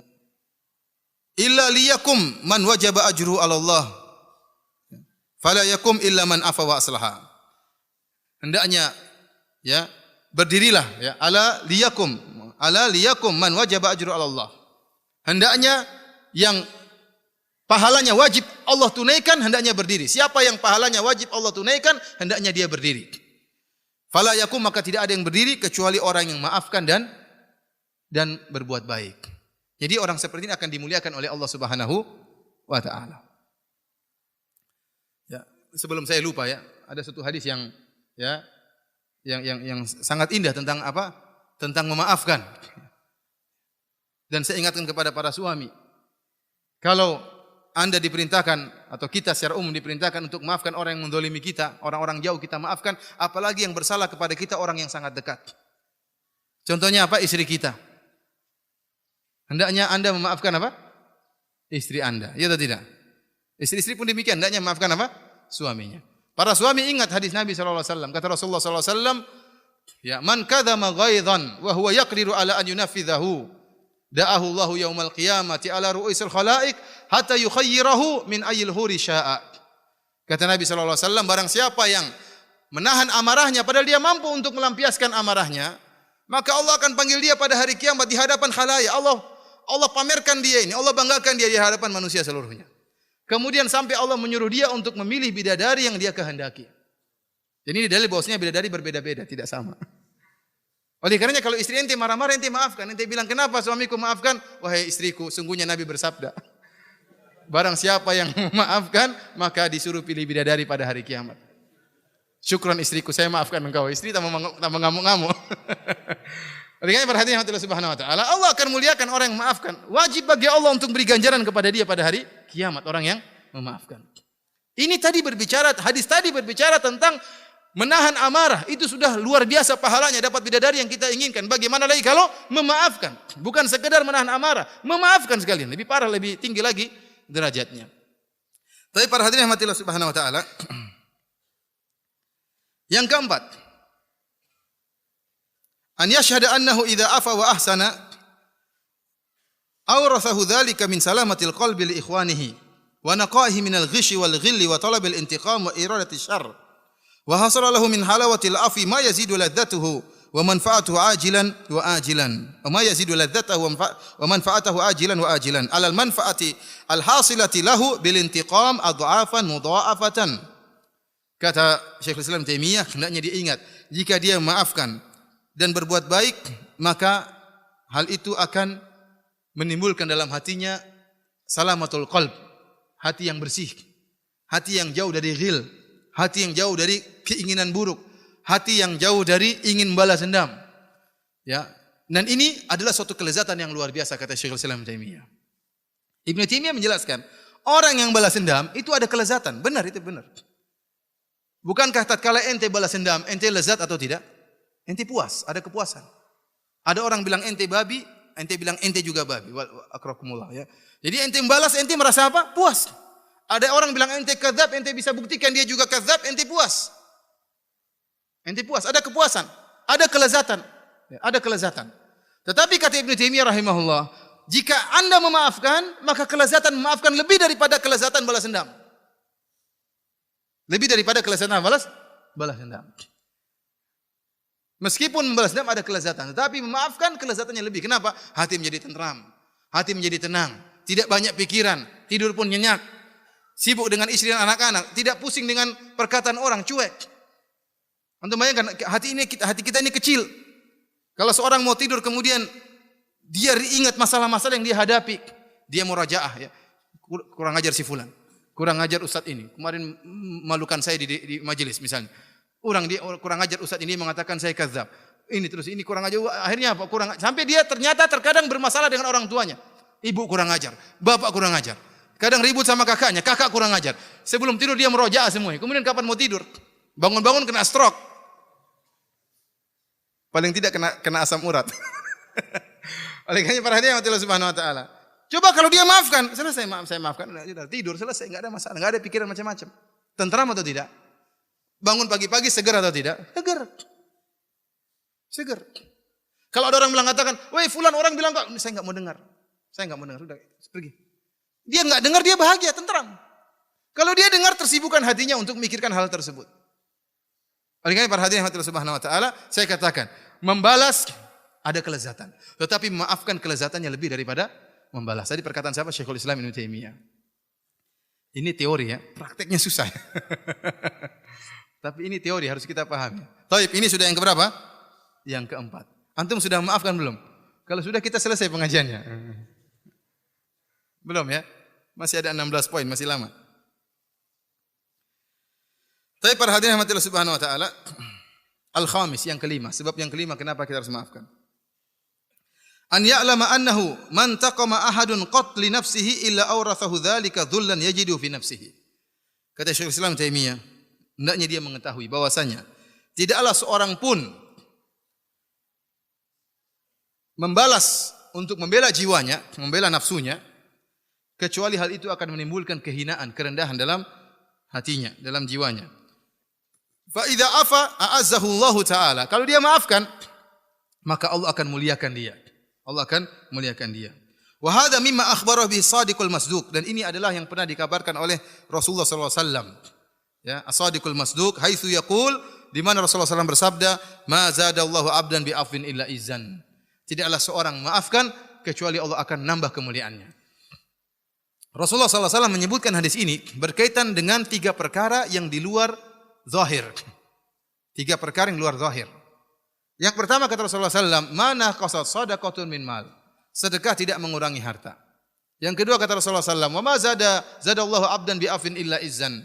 Seorang hamba tidaklah maafkan kecuali Allah akan menambah kemuliaannya. Yang ketiga, wa ma tawadha'a ahadun lillah illa rafa'ahu. Tidaklah seorang tawadhu karena Allah kecuali Allah akan mengangkatnya. Secara zahir, kalau kita berinfak, harta kita berkurang. Ini zahirnya seperti itu. Nabi mengatakan tidak, kau berinfak hartamu bertambah, tidak akan berkurang. Ini butuh keimanan seperti ini. Zahirnya harta kurang. Ente punya uang 1 juta, ente infak 100 ribu, tinggal berapa? 19 ribu. Namun kata Nabi tidak akan mengurangi. Bagaimana tidak bisa mengurangi, itu urusan Allah Subhanahu wa taala, butuh keimanan dalam hal seperti ini. Nabi mengatakan tidaklah seorang maafkan kecuali Allah akan tambah kemuliaannya. Secara zahirnya orang yang mengalah ini orang tidak punya kekuatan.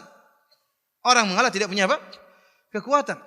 Sampai terjadi pembunuhan. Saya punya teman lulusan Madinah. Sampai di Mesir. Kejadian gara-gara terbunuh saudaranya, dia tidak bisa maafkan. Keluarganya tidak bisa maafkan. Kenapa? Kalau mereka maafkan, dihina oleh masyarakat seluruhnya. Dikatakan kalian keluarga pengecut. Masa keluarga dibunuh, maafkan. Tidak bisa balas. Bayangkan dihina. Tidak ada jalan keluar kecuali mereka membalas atau pergi dari kampung tersebut. Seperti ini berat. Seorang kondisi seperti ini ingin menunjukkan dia hebat. Ingin dia membalas. Kata Nabi, kalau dia maafkan, Allah akan muliakan dia. Ini butuh keimanan. Kalau dia mengalah, Allah akan memuliakan dia. Bagaimana caranya? Urusan Allah Subhanahu wa taala. Pokoknya ente maafkan karena Allah. Ente maafkan karena Allah. Namun ingat, maafkannya karena apa? Karena Allah. Jangan bilang-bilang, sebenarnya saya mampu bunuh dia, cuma saya maafkan. Nah, ini jangan. Tidak perlu bilang begitu. Cukup Allah yang tahu. Yang ketiga kata Nabi sallallahu alaihi wasallam, "Wa ma tawadha ahadun lillah illa rafa'ah." Tidaklah seorang tawadhu karena Allah kecuali Allah akan mengangkat derajatnya. Sungguhnya orang tawadhu zahirnya seakan-akan rendah. Tetapi tidak, Allah akan mengangkat derajatnya jika dia tawadhu karena Allah Subhanahu wa taala. Oleh karenanya jika seorang maafkan, yakinlah Allah akan mengangkat apa? Derajatnya. Yang bilang siapa? Rasulullah sallallahu alaihi wasallam. Baik. Yang keenam, kata Syekhul Islam Taimiyah, "Wahiyya min a'dhamil fawaid." Dan ini adalah faedah yang terbesar. Dari seluruh 20 poin, ini adalah faedah yang terbesar dari maafkan. Yaitu apa? An yashhada annal jazaa'a min jinsil amal. Hendaknya dia ingat bahwasanya balasan sesuai dengan perbuatan. Wa annahu nafsuhu zalimun muznibun. Dia ingat bahwasanya dia adalah jiwanya pun zalim, dia adalah hamba yang penuh dosa. Wa anna man afa 'anin nas afallahu anhu. Dan ingat barang siapa yang memaafkan orang lain, dia akan dimaafkan oleh Allah Subhanahu wa taala. Artinya apa? Ente tahu ente berdosa dan ente sendiri toyib, ente sekarang dizalimi oleh orang lain. Ente sendiri zalim terhadap diri ente. Ente sendiri punya dosa. Ente sendiri butuh apa? Dimaafkan. Sekarang ada pintu kesempatan Allah buka agar ente dimaafkan oleh Allah, maafkan orang. Ente kalau tidak maafkan dia, ente tidak dimaafkan oleh Allah Subhanahu wa taala. Sekarang Allah buka pintu, ente banyak dosa.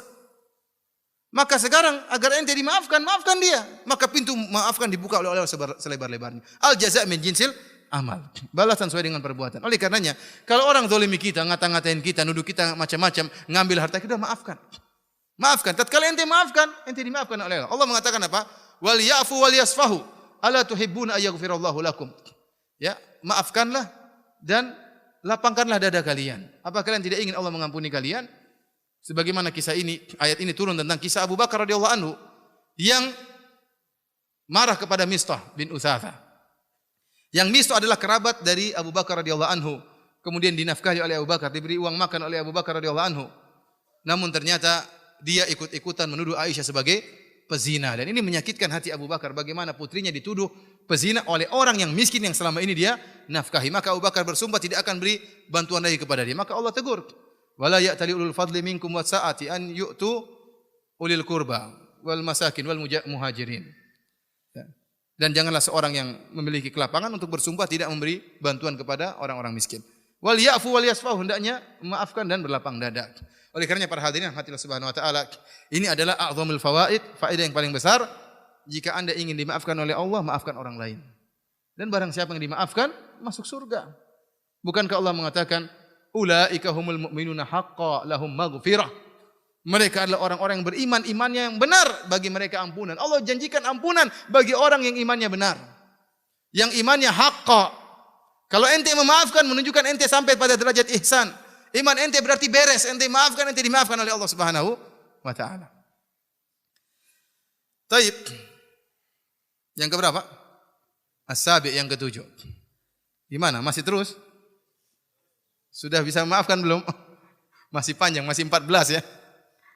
Yang ketujuh kata Syekh Islam Ibnu Taimiyah rahimahullah, an ya'lama annahu idza ishtaghalat nafsuhu bil intiqam wa talabil muqabalati dha'a alaihi zamanuhu wa tafarraqa alaihi qalbuhu wa fatahu min masalihihi ma la yumkinu istidrakuhu wa la'alla hadha a'zamu alaihi minal musibah allati nalatuhu min jihatihim. Perkataan yang indah dari Ibnu Taimiyah. Beliau berkata, hendaknya seorang ingat jika dia sibuk menyibukkan dirinya untuk balas dendam, untuk membalas kezaliman orang lain, ya, maka akan habis waktunya. Akan habis waktunya. Kenapa dia sibuk membalas? Sibuk membalas. Apa ada orang menuduh dia dengan tuduhan tidak-tidak, maka dia sibuk membalas, nulis. Untuk nulis, bikin artikel untuk bantah dia butuh waktu banyak. Iya atau tidak? Habis waktu. Seharusnya waktu tersebut untuk baca Quran, untuk menyenangkan istri, untuk menyenangkan anak-anak. Habis waktu untuk apa? Supaya bisa balas. Apa ingin balas dendam aja, ingin kepuasan hati. Supaya orang tahu dia tidak jatuh, dia yang menang. Maka dia balas, menghabiskan banyak waktu. Sehingga apa kata Syekhul Islam Ibnu Taimiyah? Akhirnya apa? Habis waktunya dan banyak kemaslahatan yang harusnya bisa dia raih, akhirnya apa? Terlalaikan, terlepaskan. Dan tidak mungkin untuk diambil lagi kemaslahatan tersebut.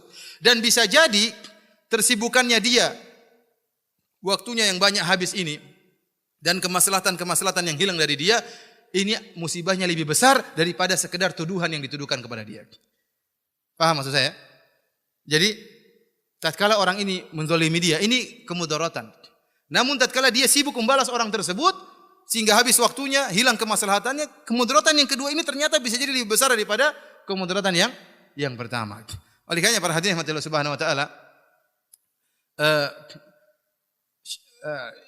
Nabi sallallahu alaihi wasallam tatkala dituduh dengan tuduhan yang tidak semua tuduhan dilayani oleh Rasulullah sallallahu alaihi wasallam.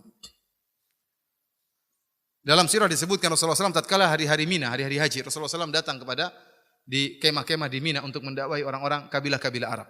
Setiap Rasulullah SAW mendakwahi, datanglah pamannya Abu Lahab mengikori Nabi dan mengatakan, jangan dengar Muhammad. Hadza sabi, ini adalah orang yang keluar dari agama nenek moyangnya. Rasulullah SAW tidak peduli, dilempar oleh pamannya, Rasulullah SAW pergi ke tempat yang lain berdakwah lagi. Dilempar lagi Rasulullah SAW tidak menggubris pamannya, tidak dipedulikan oleh Rasulullah SAW. Demikian juga seorang tatkala sedang berdakwah, tidak semua cercaan dan celaan dia gubrisi, tidak semua. Ada perkara yang mungkin dia perlu bantah kalau memang itu ada maslahatnya besar, namun dia ikhlaskan niatnya bukan karena untuk membela jiwanya, tapi untuk membela agama Allah Subhanahu wa taala. Dan kebanyakan tuduhan-tuduhan tidak usah dipedulikan.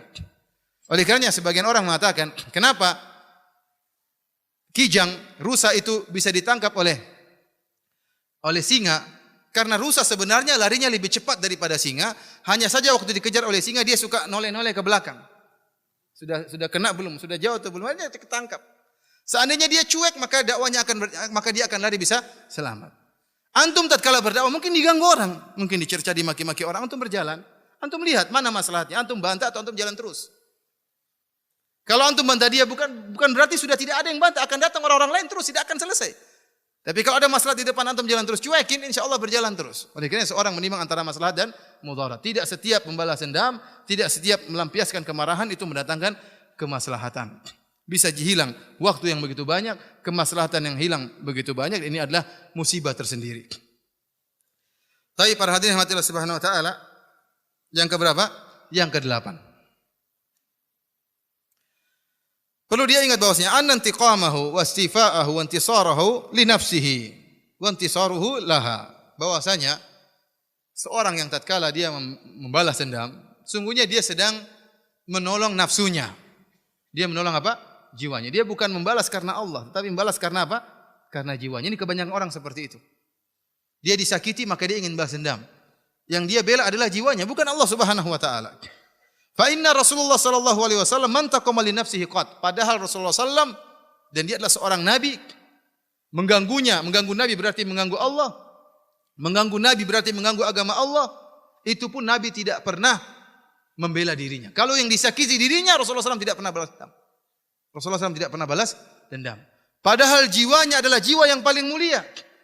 Jiwa yang penuh dengan akhlak yang mulia, yang jauh dari keburukan. Itu pun tidak pernah nabi bela jiwanya. Yang Nabi bela idzan tuhikat hurumatullah. Kalau ada hak Allah yang terlanggar baru Nabi marah. Kalau enggak dianya yang disakiti dia tidak pernah balas. Rasulullah sallallahu alaihi wasallam. Kata Ibnu Taimiyah rahimahullah, nah kalau Nabi yang jiwanya begitu mulia tidak pernah dia bela, bagaimana dengan ente membela jiwa ente yang ente tahu jiwa ente penuh dengan kekurangan, yang jiwa ente penuh dengan maksiat, yang jiwa ente penuh dengan kehinaan, kemudian ente bela mati-matian buat apa? Nabi saja tidak pernah membela apa? Jiwanya. Yang dia bela adalah Allah Subhanahu wa taala. Maka seorang tatkala ingin membalas pun kalaupun menulis bantahan, pikir, saya bantah ini karena Allah hanya sekedar atau untuk membela diri saya saja. Ingat, kalau dia tulis karena Allah lanjutkan, kalau tidak hanya sekedar ingin mengeksiskan dirinya, maka jangan. Dia akan menyesal. Tapi kalau dia bantah karena Allah Subhanahu wa taala, setelah itu dibantah lagi, dia tahu dia telah menulis karena Allah Subhanahu wa taala, maka dia akan tenang. Saya ingatkan kembali kata Ibnu Taimiyah, Nabi SAW saja tidak pernah membalas untuk membela apa? Dirinya. Padahal dirinya adalah jiwa yang sangat mulia, apalagi ente yang jiwa yang penuh dengan kekurangan dan penuh dengan kotoran. Tapi para hadirin rahmatillah subhanahu wa ta'ala, sekarang yang keberapa? Yang ke-9. At-Tasi', yang ke-9.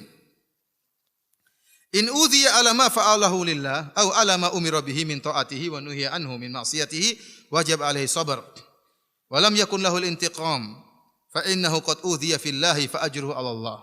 Kata Ibnu Taimiyah, kalau ternyata dia diganggu oleh orang lain, dizalimi oleh orang lain karena perjuangan di jalan Allah, karena dia berdakwah, karena dia menyeru kepada yang ma'ruf, karena dia mencegah dari yang mungkar, mengingatkan manusia akan kesyirikan, akan kebid'ahan dan macam-macamnya, lalu dia disakiti, dituduh dengan tuduhan macam-macam, maka janganlah dia balas, karena dia berharap balasan dari siapa?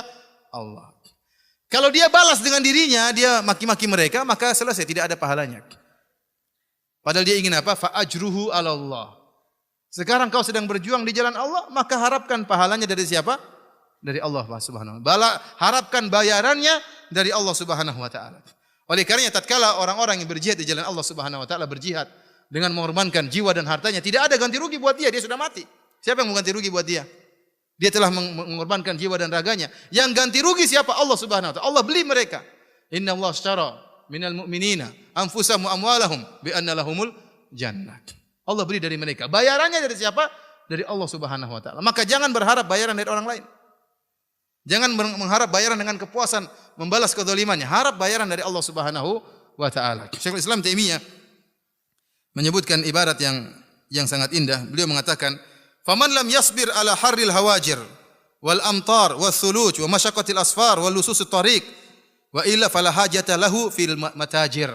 Barang siapa yang tidak bersabar dalam berdagang, kalau dia berdagang, dia tidak bersabar dengan panasnya matahari, dia tidak bersabar dengan dinginnya hujan, dengan dinginnya salju, dengan beratnya bersafar, dengan gangguan pencuri, dia tidak bersabar dengan ini semua, maka tidak perlu dia berdagang. Seakan-akan Syekhul Islam Taimiyah mengatakan, ente tatkala berdakwah ente sedang berdagang dengan Allah Subhanahu wa taala. Ente ingin yang beli siapa? Allah Subhanahu wa taala. Kalau ente tidak bersabar, enggak usah berdagang.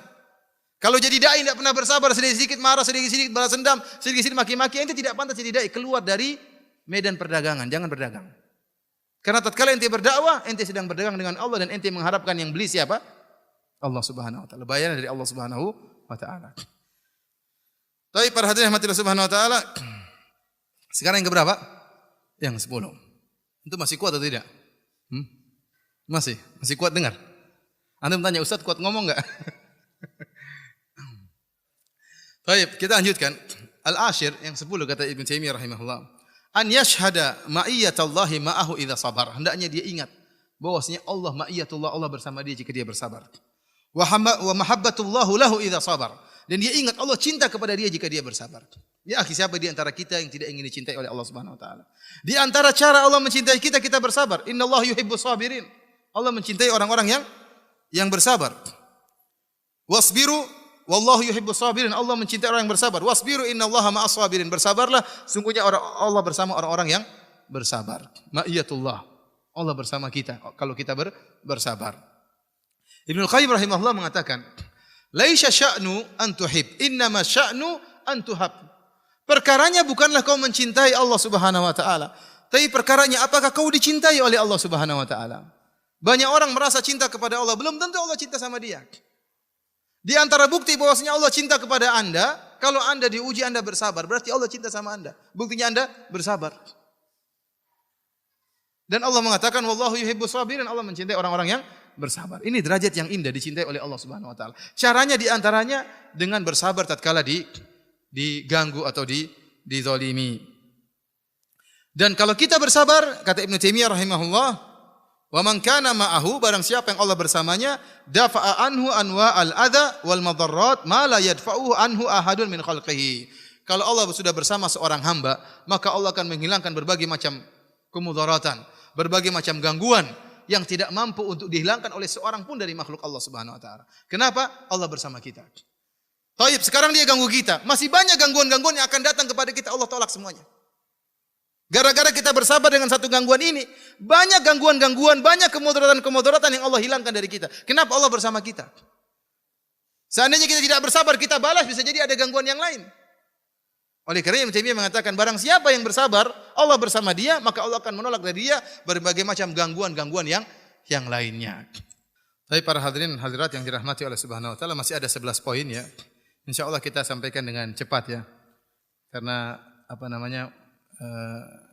kesabaran ya. Antum bersabar atau tidak? Taib ya, insyaallah kita sampaikan dengan cepat. Antum bersabar, insyaallah baru kita buka tanya jawab. Yang al-hadi asyar, yang ke-11, kata Ibnu Taimiyah rahimahullah, hendaknya seorang ingat bahwasanya sabar itu adalah nisful iman. Sabar adalah setengah daripada keimanan, dan setengahnya lagi ada syukur. Adalah syukur. Kata Allah Subhanahu wa taala, "Inna fi dzalika laayatin likulli sabarin syakur." Allah menggabungkan antara sabar dan syakur. Oleh karenanya setengah keimanan adalah kesabaran, setengah keimanan adalah syukur. Nah, kalau antum tidak memaafkan, antum balas, pahala setengah keimanan itu hilang. Sekarang setengah keimanan ada di tangan antum. Tinggal maafkan, antum dapat setengah keimanan. Tapi kalau antum lepaskan, antum emosi kemudian balas, hilanglah pahala setengah keimanan tersebut. Inilah kerugian. Kemudian yang ke-12, Ibnu Taimiyah mengatakan bahwasanya jika seorang ingat, jika dia bersabar, maka dia bisa mengatur jiwanya. Jiwa ingin membalas dendam, namun dia mengatur jiwanya, dia menundukkan jiwanya, dia mengalahkan jiwanya. Ini berarti dia melatih jiwanya. Maka jiwanya tidak akan mampu untuk menguasai dia dalam hal-hal yang lain. Kenapa? Dia sudah terbiasa mengalahkan apa? Jiwanya. Seorang terkadang tunduk dengan nafsunya. Banyak sekali kita kalah dalam kondisi-kondisi kita bertekuk lutut dengan nafsu kita, kalah dengan syahwat kita, kalah dengan jiwa kita. Nah, di antara latihan kita menjatuhkan jiwa kita adalah dengan memaafkan. Jika kita mampu untuk memaafkan, berarti kita mengalahkan jiwa kita. Maka pada kondisi-kondisi yang lain, jiwa tidak berani apa? Tidak bisa mengalahkan kita. Kenapa? Sudah berhasil kita pernah tundukkan dia dengan memaafkan orang yang menzalimi kita. Taib yang ke-13. Hendaknya dia ingat, jika dia bersabar, bahwasanya Allah yang akan menolongnya, dan pasti Allah akan menolongnya. Dan Allah adalah ya yang mengatur urusan ya orang yang bersabar. Dan jika dia bersabar, berarti dia telah menyerahkan orang yang menzaliminya kepada Allah. Seakan-akan dia mengatakan, saya bersabar, itu urusan Allah Subhanahu wa taala. Maka jika kemudian dia membalas, barang siapa yang balas untuk membela jiwanya, maka Allah akan membuat dia bersandar kepada jiwanya sendiri. Maka dia akan menolong jiwanya sendiri. Maka mana bandingannya? Jika kita menolong jiwa kita sendiri atau Allah yang menolong jiwa kita. Oleh karenanya ingat ya. Seorang, dan ini saya pernah mendengar nasihat Syekh Abdul Razak tentang masalah ini ya. Dia menasihati, dia mengatakan, kalau ente membalas ya, berarti ente telah menyerahkan urusan ente kepada diri ente. Dan ente tahu ente jiwa yang sangat lemah, penuh dengan kesalahan. Tetapi kalau ente bersabar, ente maafkan, maka yang ngurusin siapa? Allah Subhanahu wa taala. Dan ini butuh keimanan. Butuh apa? Keimanan. Ya. Oleh karenanya kita lihat dari masyayikh kita seperti Syekh Abdul Razak ya, hafizahullah taala. Mana pernah dia bantah-bantah? Tidak pernah dia bantah. Dikatain apapun dia apa? Saya selama bertahun-tahun artinya bergaul sama Syekh Abdul Razak, saya tidak pernah dengar dia ngomongin orang. Ini bukan bila mubalaghah, beneran. Saya tidak pernah dengar dia ngomongin orang jelek-jelek, enggak pernah. Mau diceritain macam-macam dia pasif aja. Oh gitu saja. Kalau kita, oh iya memang kurang ajar. Kalau kita balas habis mungkin kalau kita. Dia enggak pernah ceritakan kejelekan orang. Tidak pernah ceritakan kejelekan orang lain. Ada seorang syekh tatkala didatangi oleh seorang mengatakan, "Syekh fulan, Saya mendengar cerita langsung dari syekh tersebut. Wah syekh, si fulan mengatakan ente begini. Kata syekh tersebut, ya alhamdulillah dia baru mengetahui sedikit dari aib-aibku. Aibku lebih banyak daripada itu. Alhamdulillah Allah masih menutup apa? Aibku. Tidak marah, tidak emosi, udah biarin aja. Terus mau apa? Oleh karena para hadirin rahmatillah subhanahu wa ta'ala, jika Anda membalas, berarti Anda menyerahkan urusan kepada diri Anda. Ya. Tapi kalau antum bersabar, ya, maafkan, maka ente serahkan urusan ente kepada Allah. Dan saya ingatkan, kalaupun anda ingin membalas, maka balaskan, niatkan, luruskan niat dulu. Saya menulis ini, bantahan ini karena Allah, bukan karena membela apa? Membela jiwa saya. Kapan ente membela jiwa Anda, berarti ente rendah. Ente rendah berarti. Karena ente pasti kalah kalau dalam rangka untuk membela apa? Jiwa. Tapi kalau ente membela karena Allah, Allah pasti akan menolong ente, cepat atau lambat. Tapi para hadirin rahmatillah subhanahu wa ta'ala, yang ke-14. Kata Syekhul Islam Taimiyah, "Anna sabrahu 'ala man adahu wa ihtimalahu lahu yujibu ruju'a khasmihi min an zulmihi wa nadamatahu wa i'tidharahu wa lauman nasi lahu." Sungguhnya jika ente bersabar atas orang yang mengganggu ente, ini bisa menjadikan dia sadar. Menjadikan musuh ente akhirnya sadar dan mungkin minta maaf sama ente. Kalau ente bersabar, orang-orang akan mencela dia. Ente diam-diam, orang-orang ini kurang ajar mencela si fulan terus. Dia berusaha mencela ente tapi dia dicela oleh banyak orang. Kenapa Allah menjadikan orang-orang benci sama orang seperti ini? Kenapa suka apa? Suka mencela. Dan bisa jadi dia apa namanya? Dia minta maaf akhirnya. Coba ente bayangkan ada orang ganggu ente, si fulan ente kadzab, ente gini. Ya syukron, ya alhamdulillah nasihatnya. Dia gimana? Dia lagi nak ente kurang ajar ente gini, terus ente kasihkan kirim uang rekening sama dia. Fulan ente punya rekening, saya kirim. Dia gimana orang ini? Akhirnya dia apa? Berhenti, ente balas dengan kebaikan. Inilah kata Allah Subhanahu wa taala, idfa billati hiya ahsan. Fa idzal ladzi bainaka wa bainahu adawatun ka'annahu waliyyun hamim. Balaslah keburukan dengan kebaikan yang terbaik.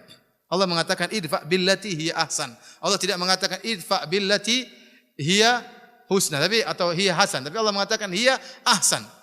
Allah tidak mengatakan balaslah dengan yang baik, tapi Allah mengatakan balaslah dengan yang lebih baik, yang terbaik. Nah, kalau seorang balas keburukan dengan cara yang terbaik, maka orang yang berbuat buruk tadi akan berubah menjadi teman. Lihatlah bagaimana Nabi SAW berikan, ya sebagian pernah saya sampaikan, Nabi SAW berikan 100 ekor onta kepada Umayyah bin Khalaf. Umayyah bin Khalaf sangat memusuhi Nabi. Orang yang paling benci di atas muka bumi adalah Nabi SAW. Maka Nabi berikan 100 ekor onta, maka berkuranglah ya kebenciannya. Nabi berikan lagi 100 ekor onta, maka hilanglah kebenciannya. Nabi berikan lagi 100 ekor onta, maka Nabi yang paling dia cintai di atas muka bumi ini. Kalau antum tidak percaya, ente praktekkan. Ada orang bilang ente kadzab, ente kasih uang 5 juta. Masih bilang mungkin kadzab sekarang jadi kadzib, berubah jadi. Berubah, itu tukang dosa jadi dia pendusta. Sudah berubah, sudah lembut. Ente kasih lagi mobil. Dia pasti berubah. Masih belum berubah, ente kasih rumah, kasih istri. Ente paling dia cintai. Ente jujur, orang ini paling jujur. Bisa berubah. Manusia ya, dibaiki dia akan berbuat apa? Berubah, dia akan malu. Kalau ente tidak membalas, ente berbuat baik sama dia akan malu dan akan minta maaf sama ente. Taib. Yang ke-15, bisa jadi kata Ibnu Taimiyah, engkau membalas dendam. Ini menyebabkan dia lebih parah lagi, dan ini sering terjadi. Dia nuduh ente dusta, ente bantah, dia ungkap lagi kejelekan ente yang lain, semakin parah. Semakin mencari-cari lagi aib-aib ente. Oleh karena sekarang ente dihadapkan dengan dua pilihan. Ente diam, ente dizalimi. Taib, dizalimi enggak apa. Ente balas kezalimannya lebih besar lagi. Maka kita pilih yang mana? Mending enggak usah dibalas. Daripada dibalas semakin apa? Menjadi-jadi. Semakin menjadi-jadi. Tapi para hadirin rahmatillah subhanahu wa ta'ala, yang ke-16, kata Syekhul Islam Taimiyah, barang siapa yang membiasakan diri untuk membalas dan tidak bersabar, suatu saat dia akan terjerumus dalam kezaliman. Ya, tidak mudah orang untuk bisa adil dalam membalas. Dia bilang anjing, kita bilang anjing. Kita termotivasi untuk membalas lebih daripada itu. Dan ini adalah kebiasaan jiwa. Untuk bisa membalas yang setara ini susah. Orang yang suka membalas suatu saat dia akan terjerumus dalam kezaliman. Akhirnya orang yang menzalimi dia menjadi terzalimi. Sekarang dia yang menzalimi. Ya tidak? Akhirnya pertolongan Allah bukan pada dia tapi pada orang yang menzaliminya. Karena dalam posisi ini sekarang yang menzalimi dia jadi terzalimi. Kalau orang itu mengatakan kita anjing, kita balas dengan anjing rabies, berarti sekarang siapa yang zalim? Kita yang zalim sekarang. Jadilah dia yang tertolong oleh Allah Subhanahu wa taala. Maka buat apa kita biasakan diri untuk apa? Membalas. Karena suatu saat kita akan terjerumus dalam kezaliman. Taib. Yang ke-17, ketahuilah bahwasanya kezaliman yang dia rasakan ini adalah sebab untuk menghapuskan dosa-dosanya atau untuk mengangkat derajatnya, kata Ibnu Taimiyah rahimahullah. Ya, jadi kalau dia dizalimi adalah sebab untuk menghapuskan dosa-dosanya atau untuk mengangkat derajatnya. Kalau dia balas, maka hilang itu semua. Tidak menghapuskan dosa-dosanya, tidak mengangkat apa? Derajatnya. Dia hanya mendapatkan kepuasan duniawi, bisa balas dendam. Derajat pahala di akhirat enggak ada sama sekali. Maka seorang merenungkan hal ini, daripada dia balas, bikin capek, bikin pusing, sudah cuekin aja. Dosa-dosanya terampuni dan derajatnya semakin tinggi. Yang ke-18, inna afwahu wa sabrahu min akbaril jundi lahu ala khosmihi. Kata Syekhul Islam Taimiyah, sungguhnya kalau dia memaafkan dan bersabar, ini adalah kekuatannya yang paling besar untuk mengalahkan musuhnya. Fa inna man sabara wa afa kana sabruhu wa afuhu mujiban lidzulli aduwihi wa khaufihi wa khasyatihi. Sungguhnya barang siapa memaafkan dan bersabar, maka ini menjadikan musuhnya menjadi terhina. Fa innan nasa la yaskutuna an khasmihi wa in sakata huwa fa idzan taqama zala dzalika kulluhu.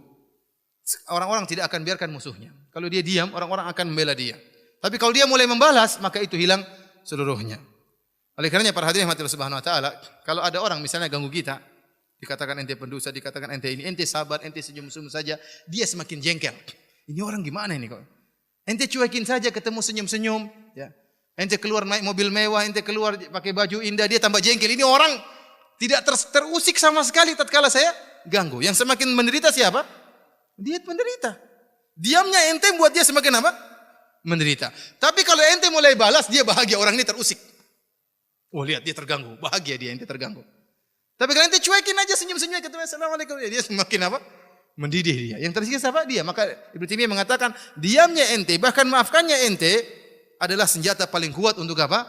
Mengalahkan musuh ente. Yang ke-19, annahu idza afa an khasmihi ishta'arat nafsu khasmihi annahu fawqahu. Barang siapa yang memaafkan musuhnya, maka jiwa musuhnya akan merasa rendah dan merasa di bawah dari jiwanya. Dan dia akan selalu merasa rendah daripada jiwamu. Dan ini merupakan keutamaan tersendiri. Wal ishrun, yang terakhir, kata Syekhul Islam Taimiyah, annahu idza afa wa safaha, sungguhnya barang siapa yang maafkan dan berlapang dada, kanat hadhi hasanatan fatuwallidu lahu hasanatan ukhra wa tilkal ukhra tuwallidu lahu ukhra wa halumma jarra. Kata Ibnu Taimiyah, barang siapa maafkan dan berlapang dada, ini adalah kebaikan, dan kebaikan ini akan menimbulkan kebaikan yang lainnya, dan kebaikan yang lain tersebut akan menimbulkan kebaikan yang lain, dan seterusnya. Oleh karenanya awalilah, bukalah dan awalilah kebaikan-kebaikan yang banyak dengan memaafkan. Kata Ibnu Taimiyah seakan-akan mengingatkan, kalau Anda berhasil maafkan, akan timbul kebaikan-kebaikan yang lain yang akan datang setelah itu. Oleh karena para hadirin rahmatillah subhanahu wa ta'ala, kita bagaimana masyayikh kita di Madinah, ya. Sebagian mereka dihina, dituduh dengan tuduhan macam-macam. Allah semakin mengangkat derajat mereka. Allah semakin muliakan mereka. Yang suka menghina, yang suka menjatuhkan, yang suka macam-macam tuduh macam-macam semakin hilang. Tidak ada yang perhatikan orang-orang seperti ini. Kenapa Allah mengangkat dia? Allah mengangkat derajatnya. Datang kebaikan-kebaikan yang banyak yang akan Allah berikan kepada dia. Demikianlah para hadirin rahmatillah subhanahu wa ta'ala. Inilah tadi 20 nasihat yang ditulis oleh Syekhul Islam Ibnu Taimiyah untuk mengajarkan kita untuk bisa memaafkan. Dan saya katakan ini sifat maafkanlah sifat yang sangat berat. Kata Ibnu Taimiyah, tidak ada yang bisa melakukannya kecuali para anbiya dan siddiqun, para anbiya dan orang-orang imannya tinggi. Dan perangai ini yang jadi masalah hanya bisa kita terapkan tatkala kita dizalimi. Antum tidak tahu antum maafkan atau tidak. Kapan ente bisa tahu ente maafkan? Kalau ente dizalimi, baru ente tahu bisa memaafkan atau membalas. Oleh karenanya para hadirin rahmatillah subhanahu wa ta'ala, semoga kita termasuk dari orang-orang yang Allah sebutkan dalam Al-Quran, wal afina anin nas. Amin ya rabbal alamin. Demikian saja. Semoga Allah subhanahu wa ta'ala mengampuni dosa-dosa kita. Subhanakallah bihamdik, asyhadu an la ilaha illa anta, astaghfiruka wa atubu ilaik. Wabillahi taufiq wal hidayah. Assalamualaikum warahmatullahi wabarakatuh.